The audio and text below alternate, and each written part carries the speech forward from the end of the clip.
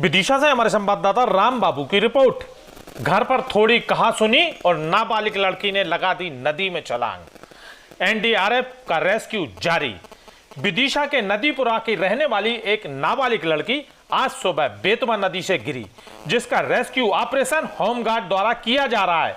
लड़की के पिता के मुताबिक कुछ आपसी विवाद के चलते लड़की घर से निकली और नदी पर आकर कूद गई। नदी पर पूर होने की वजह से एक नाबालिग लड़की जो कक्षा 9 में पढ़ती थी, वह आज सुबह 5:30 बजे बेतवा नदी के छोटे पुल से कूदी। इसके बाद सुबह से रेस्क्यू ऑपरेशन होमगार्ड ने जारी कर रखा है, लेकिन बीच में होमगार्ड को खराब हो गई थी, जिसकी वजह से रेस्क्यू रोकना पड़ा। आधे घंटे के बाद दोबारा इंजन चालू किया बोट का और उसके बाद रेस्क्यू ऑपरेशन फिर शुरू किया गया। होमगार्ड के जवान का कहना है कि हमें सुबह सूचना मिली थी, नदी पर रेस्क्यू ऑपरेशन शुरू किया।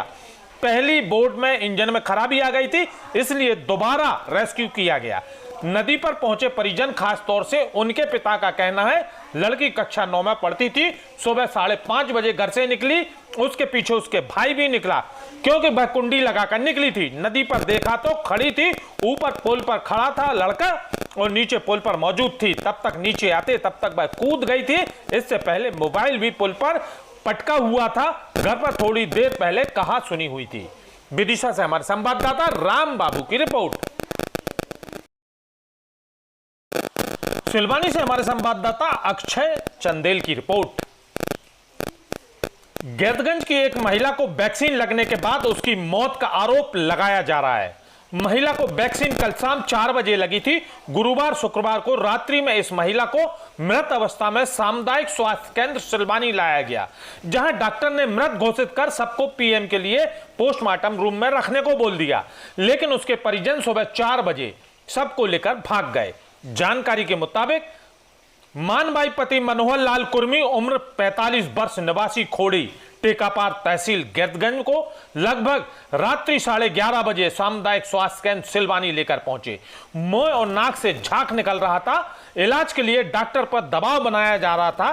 डॉक्टर HN मंडारे ने महिला की जांच कर मृत घोषित कर दिया और सबको शुक्रवार की सुबह पोस्टमार्टम के लिए बोल दिया।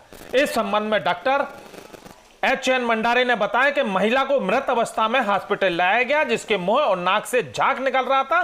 प्रथम दृष्टया पॉइजन से मौत होने की जानकारी मिल रही है। परिजनों के अनुसार महिला को शाम 4 बजे कोविड का टीका लगा था और रात को महिला ने खाना भी खाया था। इसके बाद सीने में दर्द होने पर हॉस्पिटल लेकर आए।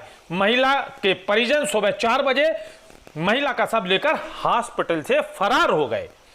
सिलवानी से हमारे संवाददाता अक्षय चंदेल की रिपोर्ट। रायसेन सुल्तानगंज से हमारे संवाददाता हरिकांत विश्वकर्मा की रिपोर्ट। जिद पर अड़ा एक युवक और 360 फीट ऊंचे मोबाइल टावर पर चढ़कर नाचकर गाने लगा। कस्बे में मचा हड़कंप। रायसेन जिले के सुल्तानगंज कस्बा में एक युवक अपनी जिद को लेकर मोबाइल टावर पर चढ़ा और चढ़कर नाचने गाने लगा। कुछ देर बाद शक्तिमान के सरीखे खड़ा हो गया और उसे टावर पर चढ़ा देख लोगों ने तो पहले समझा बुझाकर नीचे उतारने की भरपूर कोशिश की। जब नहीं माना तो लोगों के मामले की सूचना थाना प्रभारी बीबी तिवारी को दी गई। सूचना पर मौके पर थाना प्रभारी अपने दल बल के साथ पहुंचे और पुलिस बल लेकर पहुंचे और काफी मशक्कत के बाद जब युवक नीचे नहीं उतरा, तब थाना प्रभारी द्वारा विद्युत कर्मी सुरेंद्र लोधी व गोविंद मीणा को बुलाया और समोसा कचौड़ी लेकर टावर के ऊपर चढ़ाया। नाश्ते का लालच देकर मानसिक विक्षिप्त युवक को कड़ी मशक्कत के बाद टावर के नीचे उतारा। सुल्तानगंज से हमारे संवाददाता हरिकांत विश्वकर्मा की रिपोर्ट।